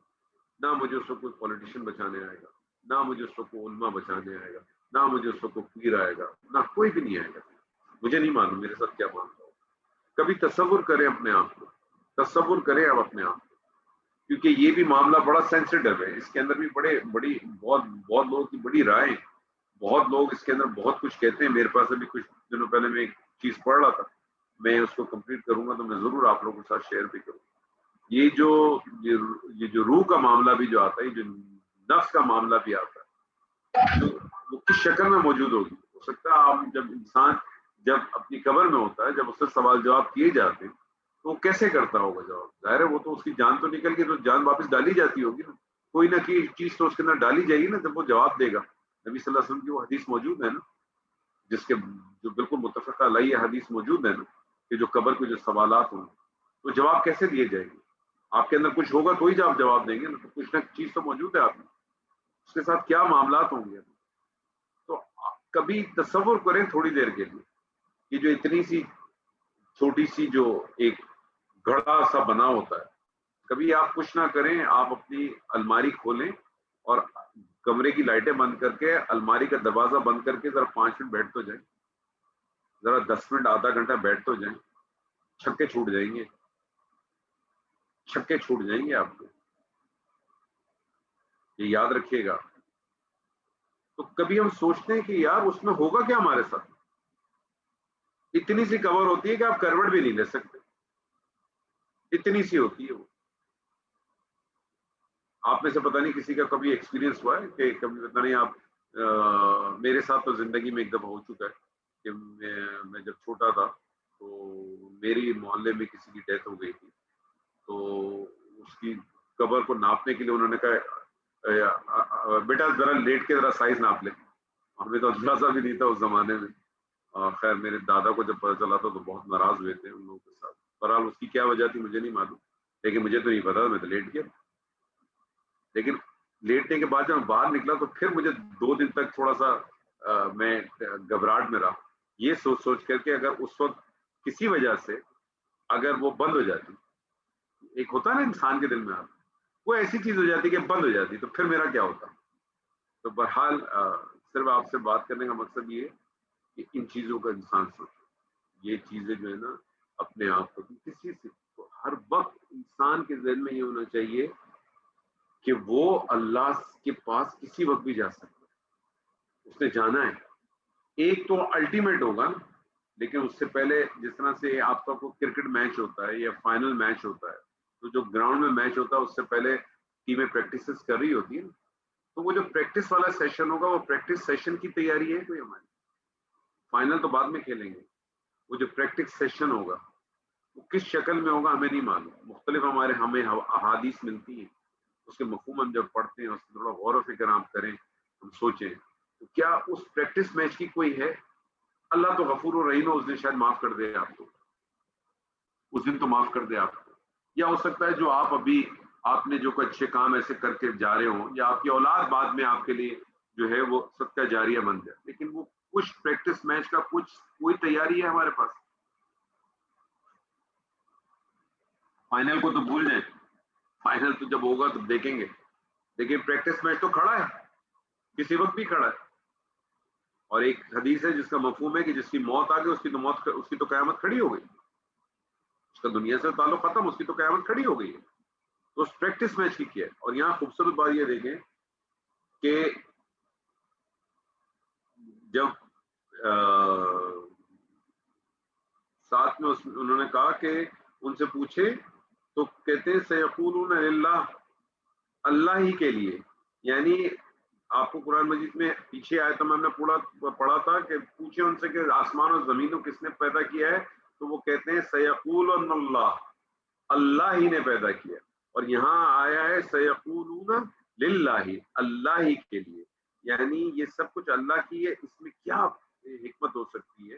اس میں ایک حکمت یہ بھی ہو سکتی ہے کہ ساتوں آسمان اور عرش عظیم کس کی ملکیت، تو اس لیے وہ جواب آیا کہ کل کا کل جو ہے وہ للہ، اللہ ہی کے لیے۔ اب یہاں جو ہے میں پڑھ رہا تھا ایک جگہ پہ تو اس کے اندر اس طرح سے آیا کہ جو حجاز اور عراق اور شام کے جتنے بھی تمام قرآ ہیں وہ اس لفظ کو للہ ہی سے پڑھتے ہیں، لیکن جو بصرہ والے بصرہ کے قاری ابو عمر سے آتا ہے کہ وہ اس کو اللہ پڑھتے تھے، قرات تو ہے نا مختلف، لیکن زیادہ تر جو ہے وہ للہ کی قرات کے ساتھ، اور جو کچھ ہے وہ، اور دوسری ایک اور وجہ للہ لانے کی جو ہے وہ میں پڑھ رہا تھا، ابن عاشور نے جو ہے انہوں نے اس کا نقطہ اس طرح سے بیان فرمایا ہے، کیونکہ وہ یہ جو کہ یہ کہنے کی بجائے کہ ان کا رب اللہ ہے، وہ یہ کہیں گے کہ یہ سب کچھ اللہ ہی کی ملکیت ہے، کیونکہ زمین و آسمان اور عرش و عظیم ہر چیز کا مالک اللہ تعالیٰ ہی کو سمجھتے ہیں۔ لیکن انہوں نے کیا کیا تھا، کفار کیا کرتے تھے کہ انہوں نے شریک اور رب کئی بنائے رکھے تھے، اسی لیے آپ کو معلوم ہوگا کہ ہم تو حج و عمرہ میں پڑھتے ہیں لبیک اللہم لبیک لبیک لا شریک لک لبیک، لیکن وہ کیا پڑھتے تھے؟ وہ پڑھتے تھے لبیک لا شریک لک الا شریک ہوا لک تملکہ وما ملک، وہ اس طرح سے کرتے تھے کہ میں حاضر ہوں، تیرا کوئی شریک نہیں، مگر تیرا ایک شریک ہے، اس کا مالک تو ہی ہے، اور وہ کسی شے کا مالک نہیں. وہ یہ ضرور کہتے تھے، لیکن وہ کہتے تھے تیرا ایک شریک ہے. اب وہ ایک شریک جو ہے، اب جیسے طرح سے آپ دیکھتے ہیں کہ مشرکین عرب جو ہے وہ فرشتوں کو، اور جو یہ مشرکین یہود ہے اور نصارہ ہے، وہ آپ کو ہم جانتے ہیں کہ سیدنا عزیر کو اور سیدنا عیسیٰ علیہ السلام کو اللہ کا بیٹا ہی سمجھتے تھے، ان کو شراکت کے طور پہ اس طرح سے لیتے تھے. جبکہ آپ دیکھیں کہ سیدنا یوسف علیہ السلام نے اپنے ساتھیوں کو کیا فرمایا تھا، ارباب متفرقون خیر ام اللہ واحد القہار، کیا الگ الگ رب بہتر ہے یا اللہ جو اکیلا ہے نہایت زبردست. تو مشرکین جو ہے وہ مالک تو اللہ کو سمجھتے تھے، لیکن وہ اس کے ساتھ کسی نہ کسی کو شراکت کراتے. یہاں پھر اللہ تعالیٰ کہتا ہے قل افلا تتقون، پھر کہہ دے کہ ہر چیز کا مالک اللہ کو مان کر پھر بھی دوسرے ارباب کی پرستش کرتے جاتے. کیسے کرتے؟ قل من بیدہ ملکوت کل شیء، یہ ملکوت، یہ آپ ملکن کہہ لیں یا ملکن کہہ لیں، یہ دونوں کے مفہوم میں کے اندر بہت زیادہ مبالغہ پیدا کرنے کے لیے لفظ ملکوت استعمال کیا ہے. یعنی ایسی کامل ملکیت اور بادشاہی، ایسی کامل ملکیت اور بادشاہی جس میں کسی قسم کا کوئی نقص نہ ہو، جس میں کسی قسم کا کوئی نقص نہ ہو. اور عربی گرامر والے اس کو جانتے ہوں گے بہت اچھی طرح سے کہ اس کے اندر جو ہے وہ بیدہی، یعنی آپ یہ سمجھیں کہ جار مجرور کو پہلے لانے سے کیا ہو گیا کہ کلام میں جو ہے نا وہ ایک بڑا ایک تاکید کا مفہوم بھی آ گیا اور حصر کا مفہوم بھی آ گیا، باندھ کے رکھ. اسی لیے اس کا ترجمہ عموماً اسی طرح سے کیا جاتا ہے کہ کہ کون ہے، کہ وہ صرف جس کے ہاتھ میں ہر چیز کی مکمل بادشاہ ہے. یعنی جو اسی لیے کہتے ہیں نا عربی زبان میں کلمے کو مقدم یا مؤخر کر کے جو ہے نا، یہ اسی طرح سے سمجھ لیں کہ آپ جب کہتے ہیں کہ اللہ علی کل شیء قدیر، نارمل ترکیب تو اس طرح سے بنتی ہے، عربی گرامر والے جانتے ہیں، جو ہمارے بہت سارے ساتھی ادھر ہیں، کہ جملہ اسمی اگر ہو تو مبتدا پہلے خبر بعد میں ہو، پھر اگر متعلق یا کوئی بھی چیز آتی ہے تو بننا تو یہ چاہیے تھا اللہ قدیر علی کل شیء، اللہ قدرت رکھتا ہے ہر چیز کے اوپر. لیکن کسی چیز کو جب مقدم یا مؤخر کرتا ہے تو اس سے حصر اور ایک جس چیز کے اوپر آپ نے ایمفسائز کرنا ہوتا ہے اس کو آپ مقدم کر دیتے. تو ایمفسائز اللہ نے یہاں کرنا تھا ہر چیز کے اوپر. تو اللہ نے اس آیت کو دیکھیں، اللہ اس طرح سے قرآن مجید ملتی ہے آپ کو، اللہ علی کل شیء قدیر، اللہ ہر چیز کے اوپر قدرت رکھتا ہے. تو بالکل اسی طرح سے جو ہے نا یہاں بھی اسی طرح سے مطلب ہے. اور وہو یجیر ولا یجار علیہ، اجار یجیر، پناہ لینا، کسی کو ہر ایک سے بچا کر اپنی حفاظت میں لے لینا. ابن کثیر فرماتے ہیں کہ عرب کا دستور تھا کہ ان کا سردار کسی کو پناہ دے دیتا تو اس پناہ کے خلاف ورزی نہیں کی جاتی تھی. اور ہم یہ سب جانتے ہیں سیدنا ابی بکر کی کس نے پناہ دی. اسی طرح سے آپ دیکھیں کہ نبی صلی اللہ علیہ وسلم کے ساتھ بھی اسی رسم ہوتا ہے، اور اس کے مقابلے میں پناہ دینے کا اختیار نہیں. یعنی اتنے، اور وہ آپ یہ دیکھیں کیسے لوگ تھے. میں تو بعض دفعہ کہتا ہوں کہ جیسے بھی تھے وہ اپنے وعدے کے، اپنے قول کے، اپنی چیزوں کے بڑے پکے لوگ تھے. یعنی جس کو پناہ دے دی، یعنی سیدنا ابی بکر کو پناہ جو ہے کسی مسلمان نے تو نہیں دی تھی، کسی مسلمان نے تو نہیں دی. تو وہ اگر ایک دفعہ اپنا کوئی وعدہ کر دیں یا کوئی کمٹمنٹ کر دیں میں رہتے تھے. مسائل تھے ان کے، اور یہی وجہ ہے کہ ان میں کچھ چیزیں فطرتی طور پہ موجود تھیں. اسی وجہ سے جب اس قوم کے اندر جب تھوڑی سی بتی جلی تو آپ دیکھیں پھر وہ کیسی قوم بنی، کیسی قوم بنی. آپ یہ دیکھیں کیسی بنی، ان کے اندر چیزیں کچھ موجود تھیں. اللہ تعالیٰ نے بڑا چن کے اس قوم کو، اس قوم کے اندر جو ہے اس رسول کو پیدا کیا، بڑا چن کے کیا. مطلب فطرتی طور پہ، اندرونی طور پہ وہ اتنے برے لوگ نہیں تھے، ان کی فطرتیں جاگی ہوئی تھی. مسائل تھے ان کے، شرک کرتے تھے، باقی چیزیں کرتے تھے، لیکن ان میں مسائل ضرور تھے. تو وہ مسائل کو ایڈریس کیا گیا، وہ مسائل ان کے ریزالو، اور جب وہ ریزالو ہوئے تو دیکھیں وہ کہاں سے کہاں پہنچ گئے، کہاں جا کے کھڑے. تو جب ان سے نیچے اوپر کہ دونوں جہاں کے مالک ہونے کا اقرار کروا دیا کہ زمین کا کون، آسمانوں کو کون، اور ان سے اللہ تعالیٰ کے ہر چیز کے رب ہونے کا اعتراف بھی انہوں نے اپنی زبان سے خود کیا. اس میں وہ چیزیں بھی آ جائیں جن کا ذکر ہوا، وہ بھی آ گئی جن کا ذکر نہیں ہوا. چنانچہ فرمایا کہ کہہ دے کہ وہ کون ہے، صرف اسی کے ہاتھ میں ہر چیز کی مکمل ملکیت اور کامل بادشاہی، اور وہی پناہ دیتا ہے، اور وہ جب پناہ دیتے کسی کو تو پھر کوئی نقصان نہیں پہنچتا. تو اس کے مقابلے میں جو بھی پناہ کوئی اور ہوگی تو اس کو چھڑائی جا سکتی، کوئی مسئلہ ہی نہیں. تو کیا کہیں گے وہ پھر، سیقولون للہ، یعنی وہ کہیں گے اس کا مالک بھی اللہ ہی ہے. کسی چیز کا انکار نہیں کیا انہوں نے. قل فانا تسحرون، تسحرون کا لفظی معنی تو ہے جادو کیے جاتے، یعنی لفظی معنی تو اس کا بن جائے گا جادو کیے جاتے. جادو کا اثر کس پہ ہوتا ہے؟ دماغ پہ بھی ہو سکتا ہے، جسم پہ بھی ہو سکتا ہے، آدمی دھوکہ کھا جاتا ہے. یعنی مراد یہ کہ پھر تمہاری کہاں مت ماری گئی ہے؟ سب قبول کر رہے ہو اپنے ہاتھ سے، اپنی زبانوں سے خود قبول کر رہے ہو، تو پھر کہاں گئی تمہاری مت؟ ریلیٹ کرے ابتدا کہاں سے شروع کی اللہ نے. وہ الذی انشأ لکم السمع والبصر والافئدہ، اسی سے اسی آیت کے ساتھ ریلیٹ کریں. تو تمہارے ہوش و حواس کیسے گم ہو گئے؟ ایسی موٹی بات تم نہیں سمجھ پاتے.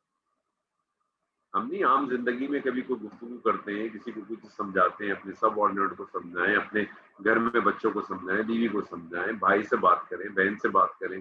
ہم بعض دفعہ کہتے ہیں یار تیری تو عقل ہی سمجھ نہیں تھی، لگتا عقل نہیں ہے، بھوسا بھرا ہوا ہے. تم سے بات کرنا تو ایسے جیسے بھینس کے آگے بین بجا. وہی معاملہ ہمارا. کیا فرق ہے؟ یعنی جب تم یہ مانتے ہو کہ زمین و آسمان کا، عرش عظیم کا مالک وہی ہے، ہر چیز اس کے قبضے اور اختیار میں ہے، عبادت بھی اس کی شریک کہاں سے نکل آئی؟ اور تمہارے بدن کی ہڈیاں، ہر چیز جو ہے وہ کیسے تم ایکسپیکٹ کرتے ہو کہ وہ دوبارہ نہیں اٹھائی جائے؟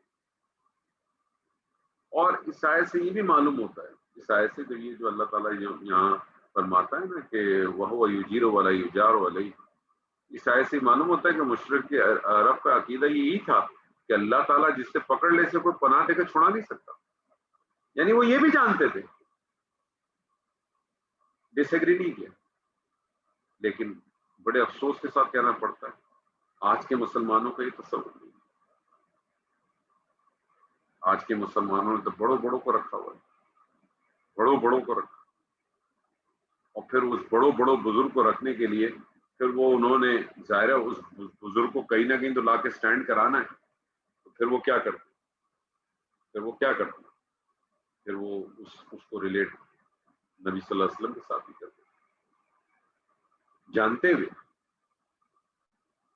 کہ جب سارے قدرت سب کچھ کامل کس کے پاس ہے، ہر چیز. مشرکین ایگری کرتا ہے، ہم نہیں ایگری کرتے. اسی لیے میں آپ سے کہتا ہوں، آپ جب قرآن مجید کو پڑھتے ہیں اور پھر یہ عرب کی تاریخ کو پڑھتے ہیں اور نبی صلی اللہ علیہ وسلم کی سیرت کا مطالعہ کرتے ہیں اور اس کے اطراف کے لوگوں کا مطالعہ کرتے ہیں اور کس طرح سے وہ لوگ تبدیل ہوئے، آپ تصور تو کریں کہ جب حجت الوداع کا جو خطبہ ہوا تھا کتنے لوگ تھے؟ کہتے ہیں تقریباً 1.25 لوگ صحابہ تھے، 1.25 لاکھ کا مجمع تھا. اور کتنے سے شروع ہوا تھا؟ اور آپ دیکھیں اس زمانے میں بھی ابتدا جب شروع ہوا ہے تو کیسا ہوا؟ نبی صلی اللہ علیہ وسلم نے اپنی دعوت کس کو دی؟ سیدنا ابی بکر کو. یہ جو عبد الرحمن بن عوف، سیدنا عثمان اور اسی طرح سے کچھ اور جلیل و قدر صحابی جنہوں نے دین اسلام قبول کیا، ان سب کو تو سیدنا ابی بکر نے دعوت اسلام پھیلائی اور انہوں نے جو ہے وہ اسلام کو قبول. تو دائی اپنا کام، میرا اور آپ کا کام بھی یہی ہے، ہم نے کرنا یہی ہے، اپنی کیپیسٹی میں کریں، کسی کے اوپر فورس لائیے، کسی کے اوپر کوئی زبردستی نہ کریں، کسی کے اوپر اپنی کوئی تھاٹ کو جمانے کی ضرورت نہیں، کسی کو دھمکانے کی ضرورت نہیں. جو حق ہے اس کو بیان کریں، اور جو حق ہے اس کو بیان کریں. یہ مت کہیں کہ جو آپ کہہ رہے ہیں وہ حق ہے. یہ بڑا فرق ہے. آپ سمجھ رہے ہیں جو آپ کہہ رہے ہیں وہ حق ہے، کیونکہ دلیل دیں. آپ اس کی دلیل کہاں ہے؟ دلیل دو ہی چیزیں، قرآن یا سنت؟ قرآن قولی چیز ہے، سنت عملی بھی ہے اور قولی بھی ہے، اور وہ سنت عملی ہو یا قولی ہو وہ کہاں سے ملے گی؟ مستند احادیث سے، یہ سب ریلیٹڈ ہے ایک دوسرے سے. تو دلیل آپ کے پاس وہی ہوگی، اس کے علاوہ کوئی چیز دلیل نہیں ہے. دلیل پیش کریں، آپ دلیل رکھ دیں، بس چھوڑ دیں، بس اس کے بعد کوئی آپ کی ضرورت نہیں ہے. آپ کا کام ہو جائے گا انشاءاللہ تعالی. آپ کے اندر اخلاص ہوگا، آپ کو کوئی ضرورت نہیں ہے. آپ مت سوچیں کہ آپ نے اگر 100 آدمیوں سے بات کرنی ہے تو وہ 100 کے 100 جو ہے وہ آپ کی بات کو قبول کر لیں گے. اس 100 میں سے اگر ایک نے بھی کر لی، آدھی بات بھی آپ کی قبول کر لی، تو آپ کا کام ہو جائے گا، آپ کا کام ہو جائے گا.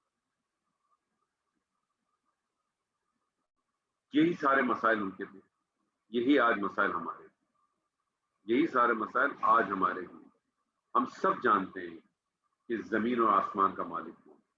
ہم سب جانتے ہیں کہ پوری کائنات کی یہ ان سب کی بادشاہت کس کے پاس ہے. ہم سب جانتے ہیں، لیکن پھر بھی ہم نے ایک 5واں کبوتر اپنی جیب میں رکھا ہوا جو ہر ضرورت میں ہم نکال کے باہر رکھتے. سنا ہوگا، آپ سب لوگوں نے پڑھا بھی ہوگا 5واں کبوتر، کہ وہ ایک ٹیچر جو ہے اپنے بچے سے، ایک بچے کو ایگزامپل دے کے پوچھا تھا کہ 2 اور 2 کتنے ہوتے ہیں؟ اس نے کہا 4. اس نے پھر ایگزامپل دی، اس نے کہا اچھا تمہارے پاس اگر یہاں سے میں 2 کبوتر دوں اور عابد سے بھی اٹھا کے 2 کبوتر دوں، کتنے ہو جائیں گے؟ اس نے کہا 5. اس نے کہا 2 اور 2 میں پوچھتا ہوں تو کہتے 4. میں جب تم سے کہتا ہوں 2 کبوتر عابد صاحب نے دیے، 2 کبوتر شکیل صاحب نے دیے، تو کتنے ہو؟ کہنے کا 5. کہنے کا 5 کیسے ہو گئے؟ کہنے کا ایک کبوتر میرے پاس گھر پہ بھی پڑا ہوا. تو 5واں کبوتر ہمیشہ ہماری جیب میں پڑا ہوتا ہے، جو ہم بضرورت باہر نکال کے پیش کر دیتے ہیں کہ نہیں بات آپ کی صحیح ہے، بات قرآن میں بھی حدیث میں، لیکن یہ دیکھیں کہ فلاں بزرگ نے کہا ہے، یہ فلاں امام نے کہا ہے، یہ میرے والد نے کہا ہے، یہ میرے دادا نے کہا ہے، یہ میں نے اس جگہ پڑھا تھا، یہ وہ. آپ کے خیال میں آپ کو ہی سب کچھ آتا ہے؟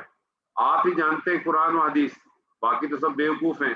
آپ کے خیال میں وہ جو 5 لاکھ آدمی کا ہر ہفتے جو ہے وہ ہر 10 دن کے بعد اتنے بڑے بڑے مجمعے کرتا ہے، کبھی آپ نے ان کے فالوورز دیکھے ہیں یوٹیوب کے اوپر؟ دلائل میں 5واں کبوتر نکال کے پیش کرتے تھے. ہمیشہ وہ 5واں کبوتر ہماری جیب میں موجود ہوتا ہے، فریش، اس کو باہر نکالتے ہیں، وہ سامنے رکھتے. یہ ہمارا مسئلہ. نبی صلی اللہ علیہ وسلم نے یہ جو بات میں نے بھی آپ سے کہی تھی کہ ان کا تو بڑا اس کے اوپر تھا کہ وہ یہ جانتے تھے، مشرکین عرب کا یہ عقیدہ تھا کہ اللہ تعالیٰ جسے پکڑ لے اسے کوئی پناہ دے کر چھڑا نہیں سکتا، اور جسے اپنی پناہ میں لے لے اسے کوئی نقصان نہیں پہنچا سکتا. لیکن آج بدقسمتی سے ہمارے یہاں جو ہے یہ ایک بہت بڑا، مسلمانوں کے اندر ایک بہت بڑا ایسا اکثریت کا طبقہ ہے، بہت بڑا طبقہ ہے جس کا وجود ہے، جو اس بات کو مانتا ہے کہ لوگ ہیں جو بچائیں گے، جو پکڑ سے بھی بچا سکتے ہو، بہت چیزوں سے بچا سکتے. جبکہ نبی صلی اللہ علیہ وسلم کی ایک حدیث ہے جو سورہ مریم کی جب آئے تھے تو وذکر فی کتاب مریم، اس کے اوپر یہ حدیث ہے. یہ آپ کو صحیح بخاری میں احادیث الانبیاء کے باب کے اندر ملے گی آپ کو. یہ جو سورہ مریم کی جو میں نے آپ کو بتا نا آیت جو ہے وذکر فی کتاب مریم اذ انتبذت من اہلها مکانا شرقیا، اس کے اوپر نبی صلی اللہ علیہ وسلم نے یہ آپ کی حدیث ہے جس کا مفہوم ہے کہ مجھے حد سے مت بڑھاؤ، جیسا کہ نصارہ نے مسیح ابن مریم کو حد سے بڑھا دیا. میں تو صرف اس کا بندہ ہوں، چنانچہ یہی کہو کہ میں اللہ کا بندہ اور اس کا رسول، اللہ کا بندہ اور اس کا رسول. بل آتیناہم بالحق وانہم لکاذبون ما اتخذ اللہ من ولد وما كان معه من الہ اذا لذهب كل الہ بما خلق ولعلى بعضهم على بعض سبحان اللہ عما يصفون عالم الغیب والشہادة فتعالى عما يشركون. بلکہ ہم ان کے پاس حق لائے اور بے شک وہ جھوٹے تھے. اللہ نے کوئی بیٹا نہیں بنایا اور اس کے ساتھ کوئی اور معبود نہیں. ایسا ہوتا ہر معبود اپنی مخلوق کو لے کر الگ ہو جاتا اور ایک دوسرے پر چڑھائی کرتا. اللہ پاک ہے اس سے جو وہ بیان کرتے ہیں، وہ کھلے اور چھپے کا جاننے والا ہے، وہ بہت اوپر ہے اس سے جس کو یہ شریک بتاتے ہیں. الحق سے مراد یہاں سچ ہے، کیونکہ مقابلے میں لکاذبون آ رہا ہے. مقابلے میں کیا آ رہا ہے؟ لکاذبون آ رہا ہے. انہم لکاذبون. کامل کا مفہوم ڈیفینیٹلی الف لام سے مل گئی. یعنی ان کے پاس جو جھوٹے قصے کہانیاں ہیں اساطیر الاولین نہیں لائیں، بلکہ ایسا سچ لے کے آئے ہیں جس میں کوئی نقص نہیں. وَإِنَّهُمْ لَكَاذِبُونَ، یعنی یہ لوگ یقیناً جھوٹے ہیں اس بات میں کہ اللہ تعالیٰ کا کوئی شریک ہے یا اس کا کوئی بیٹا ہے جسے خدا اختیارات حاصل ہے، یا جو چاہے اللہ تعالیٰ سے منوا سکتا ہے، یا اللہ تعالیٰ کا بہت خاص ہے، اس کا اللہ کے ساتھ بڑا ڈائریکٹ کنیکشن ہے، اس کا ہاتھ پکڑ لو یہ آپ کو بچا لے گا. یہ تصورات ہیں ہم میں کہ نہیں ہے؟ بتائیے مجھے. ہر آدمی اپنے دل پہ ہاتھ رکھ کے بتائیے، کسی پہ جانے کی ضرورت نہیں ہے. متخذ اللہ من ولد، یہاں ولد نکرہ پہ پھر ماں کے ساتھ نفی آئی ہے، تو ایک بڑا زبردست سا ایک عموم پیدا ہو گیا کہ اللہ نے کوئی اولاد نہیں بنائی. اللہ نے کوئی اولاد نہیں بنائی. یہ عربی گرامر والے واقف ہیں ان چیزوں سے. یہ جب کسی نکرہ اسم پہ آ جائے اور نکرہ اسم کے اوپر جو ہے مزید نکرہ کرنے کے لیے اس کو مجرور کر دیا جائے اور پھر اس کے ساتھ جو ہے وہ نفی بھی لایا جائے، تو پھر اس کے اندر ایک بہت ہی بڑا ایک ٹوٹل جو ہے نا آپ سمجھیں لائے نفی جنس والا معاملہ آ جاتا ہے، ٹوٹل ڈینائل والی بات آ جاتی ہے. اللہ تعالیٰ نے کوئی بھی اولاد نہیں بنائی، نہ یعنی کسی قسم کی، نہ کوئی فرشتہ، نہ نبی، نہ ولی، نہ کوئی اور. یہ جو کچھ تمہارے تصورات ہیں نا، ان تصورات کو لے کے تم کرتے رہو، اس سے کچھ نہیں ہے. یہ سارے تمہارے جو ہے نا اپنے اپنے تصورات ہیں، اس میں کوئی وہ نہیں. یہ انسان کی فطرت ہے، اقتدار کی یہ فطرت ہے کہ وہ تقسیم کو گوارا نہیں کرتا. کہیں بھی آپ دیکھیں بڑے سے بڑا لیڈر ہو، کیا وہ چاہتا ہے کہ میں اپنی پرائم منسٹر شپ کا کوئی پارٹ کسی اور کو دے دوں؟ ایک ایگزامپل دنیا کی دکھا دوں، سوال ہی پیدا نہیں. ٹھیک ہے اس نے کچھ رسپانسبلٹیز دی، لیکن اقتدار کا یہ فطرت ہے کہ وہ تقسیم کو گوارا نہیں کرتا، پاسبل ہی نہیں. انسانوں میں جب کوئی صاحب اقتدار ہو وہ آپس میں ایک دوسرے کو زیر کرنے یا نیچا دکھانے کی کوششوں میں لگے رہتے ہیں. حتیٰ کہ جو قومیں مختلف دیوتاؤں کو مانتی ہیں ان کی میتھولوجی میں بھی اکثر دکھایا گیا کہ ایک دیوتا جو ہے دوسرے دیوتا سے لڑتا ہے. اگر آپ ہندو میتھولوجی کے اوپر آپ دیکھیں تو آپ کو نظر آئے گا کہ ایک برا بھگوان تھا، ایک اچھا بھگوان تھا، لڑتے بھی تھے، سب کچھ کرتے تھے. تو اقتدار جو ہے نا، یہ یاد رکھیے گا، یہ بات جو ہے وہ لگتی بہت چھوٹی ہے لیکن ہے بہت بڑی. کوئی آدمی اپنے پاور دینے کو تیار نہیں ہوتا، باپ بیٹے کو دینے کو تیار نہیں ہے پاور. لوگوں نے پاور لیے. ابھی کچھ عرصے پہلے لوگوں نے بڑا ایک مشہور ٹرکش ڈرامہ تھا، میں نے پہلے بھی دیکھا تھا اور بعد میں بھی تھوڑا سا دیکھا تھا. تو اس کی کیا نام تھا؟ ارطغرل. تو اس کے اندر بھی آپ دیکھیں کہ پاور لینے کے لیے کیا کیا لوگوں نے. یہ بڑی خطرناک چیز ہے دنیا کی. تو کائنات میں اس صورتحال کی موجودگی میں اس کے ایک حصے کا دوسرے حصے میں کوئی ٹکراؤ نہیں انسان برداشت کر سکتا، تو پھر یہ کیسے ممکن ہے کہ اللہ جو ہے وہ اس چیز کو ایکسپٹ کر سکے، شراکت کو ایکسپٹ کر سکے. تو بنیادی باتیں جو ہم نے آج کی اس میں پڑھی، وہی بات جو میں نے شروع میں ابتداء آپ سے کہی تھی کہ اصل چیز یہی ہے، فطرت کی طرف جانا. اللہ کو اپنا آقا تسلیم کریں. اللہ کو جب تک اپنا آقا نہیں بنائیں گے، اور اللہ کو آقا بنانے کے لیے لازم ہے کہ آپ اس کے غلام بنیں.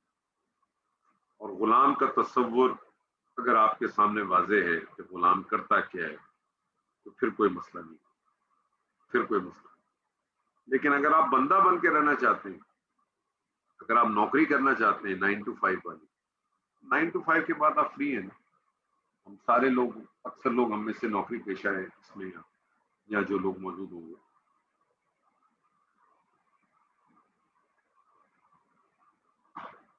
سب اپنی نوکریاں کر کے آ گئے. اور آنے کے بعد جو ہے کسی نے کھانا کھایا، آج تھرسڈے ہے، کوئی کسی دعوت میں چلا گیا ہوگا، کوئی شاپنگ پہ چلا گیا ہوگا، کوئی آ کے یہاں بیٹھ گیا ہمارے ساتھ. اسی طرح سے ہوا نا، اسی طرح سے ہوا. لیکن اگر ہم سب غلام ہوں تو کیا ہم یہ کر سکتے تھے؟ نہیں کر سکتے. لیکن ہم یہاں اس وقت اگر دیکھا جائے تو ہم غلام ہی کر لیں، کیونکہ ہم اللہ کے کلام کے ساتھ ہی اپنے آپ کو جوڑ رہے ہیں. تو تصور اپنے ذہن میں رکھیں، اللہ تعالیٰ نے ہمیں اختیار دیا ہے اور اس اختیاری کا سوال پوچھا جائے گا آپ سے کہ اللہ تعالیٰ نے جو اختیار دیا ہے، اور پھر اس اختیار کے ساتھ ہر انسان کو اللہ تعالیٰ نے، جیسے پچھلی دفعہ ہم نے اپنے سیشن میں بات کی تھی کہ اللہ تعالیٰ نے جو شاخلہ بنایا ہوا ہے ہر انسان کا یہ مختلف ہے، حالات کے حوالے سے، اس کی سراؤنڈنگ کے حوالے سے، اور اس کے اندر جو اللہ تعالیٰ نے اس کے اندر کچھ جو صلاحیتیں دی ہیں اس بنا پر، اور اسی حساب سے جو ہے نا اللہ تعالیٰ اس کے ساتھ معاملہ کرے گا، اس کے ساتھ سوال جواب. ہمیں صرف اور صرف کوشش یہ کرنی چاہیے کہ اپنے آپ کو اللہ کی فرما برداری میں ڈالنے کی کوشش کریں، اللہ کو پہچاننے کی کوشش کریں. اللہ کو پہچاننے کے لیے اپنے اندر جھانکیں، اپنے اطراف میں جھانکیں. یہ مت دیکھیں کہ دوسرا کیا کہتا ہے، دوسرا کیا کرے گا. آپ یہ دیکھیں کہ آپ کا رب آپ سے کیا چاہتا ہے. آپ اپنے رب کے ہو جائیں، اپنے آپ کو اپنے رب کے میں سمو دیں، ڈال دیں، پھر دیکھیں سب کچھ آپ کے ساتھ کیا ہو جائے. سورہ یوسف کا مطالعہ اگر آپ کرتے ہیں، سورہ یوسف ہم پڑھتے ہیں، ہمارے بہت سارے بھی آج کل ساتھی ہمارے ساتھ پڑھ بھی رہے ہیں. سورہ یوسف کیا آپ نے دیکھا، کیا کیا ان کے ساتھ ان کے بھائیوں نے؟ ان کے بھائیوں نے ان کو لے جا کے کنویں میں ڈال دیا. لیکن اللہ کی تدبیر تھی. کیسی تدبیر؟ ان کے ساتھ کیا کیا معاملات ہیں. ان کو بیچا گیا، ان کے اوپر تہمت لگی، وہ جیل میں گئے. جیل میں جن لوگوں کی انہوں نے کچھ مدد کی وہ بھی ان کو بھول گئے. لیکن اللہ نے ان کو بادشاہ دیا. نبی کے بیٹے تھے، خود نبی تھے، اللہ نے بادشاہ دی. اللہ کی اپنی تدبیر ہے. لیکن شکر کیا انہوں نے، اور کتنی خوبصورت باتیں کی جب ان کو بادشاہ مل گئی. ان کے بھائی ان کے سامنے آ گئے، ان کے والدین ان کے سامنے آ گئے. انہوں نے اپنے والدین کو کیا کہا؟ انہوں نے اپنے والدین کو یہ نہیں کہا کہ میرے بھائیوں نے میرے ساتھ یہ معاملہ کیا. انہوں نے اس کا بھی سب کچھ بلیم شیطان پہ ڈال دیا کہ شیطان نے جو ہے نا میرے اور ان کے درمیان جو ہے نا یہ دشمنی اور عداوتیں پیدا کی. ہمارا کیا معاملہ ہے؟ ہم صرف ہم معافی مانگنے آ جائے، ہم پہلے تو اس کو جتاتے ہیں 3 دن تک کہ تو نے یہ بھی کیا، تو نے یہ بھی کیا، تو نے یہ بھی کیا، تو نے یہ بھی کیا. ٹیبل صاف نہیں کرتے. جتاتا کب ہے انسان؟ جب اس کے دل میں کچھ ہوتا ہے. یہ دل کے اندر رہ جائے گا. آپ کی کل موت ہو گئی تو اس کالے دل سے ہم جائیں گے دنیا سے. آج اگر ہم میں سے رات کو ہم میں سے جتنے لوگ موجود ہیں اس وقت، اگر اس میں سے سبھی کی موت ہو جائے صبح، یا ہو سکتا ہے کسی کی بھی نہ ہو، لیکن آج نہیں تو کل تو ہوگی، کل نہیں تو 2 دن بعد ہو جائے گی. زیادہ دور تو نہیں ہے اس میں. وہ یہ آپ میں سے یہ تو نہیں کہہ سکتا نا کہ گاندھی صاحب غلط بات کریں، میں نے تو نہیں مرنا ابھی تک. کوئی تو یہ نہیں کہہ سکتا. میں تو یہ کہہ رہا ہوں ہو سکتا ہے ہم میں سے سب کی موت ہو جائے کر. ہو سکتا ہے ہم میں سے اگلے 10 سال تک کسی کی موت نہ، 50 سال تک کسی کی موت نہ، لیکن پھر تو ہوگی کہ نہیں ہوگی. لیکن دل میں اگر کینے ہم نے پالے میں، کیا کالے دل کے ساتھ جائیں گے؟ ہم یہ تصور کرتے ہیں، ہم یہ ایکسپیکٹ کرتے ہیں اللہ ہمیں معاف کر دے. کیا ہم میں معاف کرنے کی طاقت ہے کسی کو؟ کیا ہم معاف کر سکتے ہیں کسی کو؟ جب ہم کسی کو معاف نہیں کر سکتے تو پھر کیسے ہوگا ممکن ہے؟ اللہ تو اپنی چیزوں کو معاف کرے گا نا. اللہ تو اپنی سے ریلیٹڈ چیزوں کو معاف کرے گا. بندوں سے ریلیٹڈ چیزیں تو اللہ معاف نہیں کرے گا. بندوں سے ریلیٹڈ چیزیں معاف نہیں کرے گا اللہ. اس کی بھی مثال ابھی ہم نے سورہ یوسف میں پڑھی کہ جب ان کے بھائیوں نے کہا اپنے باپ سے کہ ہم سے بڑی خطائیں بھی ہیں، آپ ہمارے لیے بخشش مانگیں. انہوں نے کہا میں عنقریب مانگوں گا. کیوں کہا انہوں نے عنقریب مانگوں گا؟ کیونکہ پہلے جس کی تم گناہگار ہو میں پہلے اس سے تو کہوں، پہلے وہ تو اجازت دے دے. کیا کریں گے ہم؟ کم سے کم اس کالے دل کے ساتھ تو نہ جائیں. کم سے کم آج ہم سب ایک نیت تو کریں، ایک وعدہ تو کریں سب مل کر. ایک وعدہ آج کم سے کم، کیسے بھی حالات ہو جائیں، کچھ بھی حالات ہو جائیں، آج سے میں یہ نیت کرتا ہوں، آج سے میں یہ وعدہ کرتا ہوں رات کو جب میں سوؤں گا اور رات کو جب میں سوتے وقت جو میں اذکار اپنے پڑھتا ہوں، میں درود پڑھتا ہوں، میں کل پڑھتا ہوں، میں جو ہے وہ آیت الکرسی پڑھتا ہوں، میں چند دعائیں پڑھتا ہوں، اور ان دعاؤں کے بعد میں اپنے لیے بھی کوئی دعا مانگتا ہوں، اور اس کے بعد میں ایک دعا ضرور کہوں گا، اے اللہ جس نے میرے ساتھ زیادتی کی ہے، جس نے میرے ساتھ زیادتی کی ہے، میں نے سب کو معاف کیا سچے دل سے، میرا کوئی کلیم نہیں ہے ان کو، 1 روپے کا کلیم نہیں، چاہے جس نے مجھے مالی نقصان دیا، چاہے مجھے کسی نے زبانی نقصان دیا، چاہے مجھے کسی نے جانی نقصان دیا، اے اللہ، اے میرے رب، میں نے سب کو معاف کیا، سچے دل سے معاف کیا، اور اے اللہ اگر یہ سارے کام میں نے کیے جن لوگوں کے ساتھ، اے اللہ تو توفیق دے ان کو کہ وہ بھی مجھے معاف کرے۔ آج سے یہ دعا مانگے، یہ طے کر لیں آج سے میں نے یہ کام کرنا۔ آپ یقین مانیں یہ ہو ہی نہیں سکتا کہ آپ معاف کر دیں اور اللہ ان لوگوں کے دل میں نہ ڈالے۔ تو مجھے بتائیں، آپ کی تو سلیٹ صاف ہوتی چلے گی دنیا میں، باقی معاملہ تو آپ کا اور اللہ کا رہ گیا۔ اگر اس کے ساتھ شراکت داری نہیں کی آپ نے، اللہ غفور و رحیم ہے، اللہ اپنی تو معاف کر دے گا نا، اللہ اپنا تو معاف کر دے گا۔ جب اللہ سے کہیں اللہ مجھے معاف کر دے، بس اے اللہ مجھے معاف کر دے، وہ تو معاف کر دے گا۔ لیکن بندوں کے معاملات تو صاف کریں، اپنی سلیٹیں تو صاف کر دیں، جو چیز آپ کے بس میں ہے وہ تو کریں، سچے دل سے مانگیں، روز سچے دل سے کہیں، اور 1 دفعہ کہیں، 2 دفعہ کہیں، 3 دفعہ کہیں، 4 دفعہ کہیں، آپ یقین مانیں ایک وقت ایسا آ جائے گا کہ آپ کے دل میں رہے گا ہی نہیں انشاءاللہ۔ اس دل کے کینے کو تو صاف کریں۔ یہ دل میں جب اتنا کینہ بھرا پڑا ہے، اتنا ہمارا دل میں کالک لگی ہوئی ہے، تو مجھے بتائیں کہ یہ پھر یہ کیسے ہم پہ اثر کرے گا، کیسے اثر کرے گا؟ اللہ تعالیٰ سے دعا ہے کہ جو کچھ آج ہم نے پڑھا، جو کچھ آج ہم نے سنا، اللہ تعالیٰ ہمیں اس میں صرف خیر ہی خیر حاصل کرنے کی توفیق عطا فرمائے۔ چند آیات رہ گئی ہیں، انشاءاللہ کوشش کریں گے کہ اگلے نہیں تو اگلے سیشن تک، 2 سیشن تک اس کو ہم انشاءاللہ تعالیٰ ختم کریں گے۔ بارک اللہ لی ولکم فی القرآن العظیم ونفعنی وإیاکم بالآیات والذکر الحکیم۔ السلام علیکم ورحمۃ اللہ۔